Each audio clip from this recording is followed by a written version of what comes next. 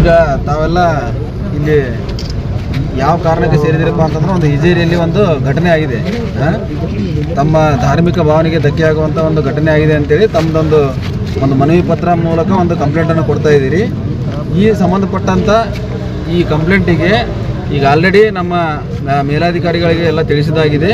ಈ ಸಂಬಂಧಪಟ್ಟಂಗೆ ಯಾರು ಈ ಕಿಡಿಗೇಡಿಗಳು ಏನಾದರೂ ಈ ಥರ ಒಂದು ಸಮಾಜದಲ್ಲಿ ಒಂದು ದ್ವೇಷವನ್ನು ಹರಡುವಂಥ ಒಂದು ಕೆಲಸವನ್ನು ಮಾಡಿದ್ದಾರೆ, ಅವರ ಮೇಲೆ ತಾವು ಕೊಟ್ಟಂಥ ಕಂಪ್ಲೇಂಟ್ ಮೇಲೆ ಸೂಕ್ತ ಕಾನೂನು ಕ್ರಮವನ್ನು ನಾವು ತಗೊಳ್ತೇವೆ.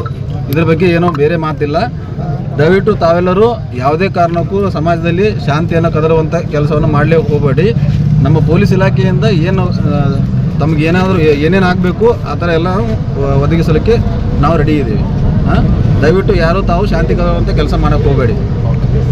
ಇಷ್ಟು ನಮ್ಮ ಪೊಲೀಸ್ ಇಲಾಖೆಯಿಂದ ತಮ್ಮಲ್ಲಿ ಮನವಿ. ಸರ್ 100% ನಮ್ಮ ಯುವಕರು ಎಲ್ಲ ಪೊಲೀಸ್ ಡಿಪಾರ್ಟ್ಮೆಂಟ್ಗೆ ಇದು ಭರೋಸೆ ಇಟ್ಟಾರ.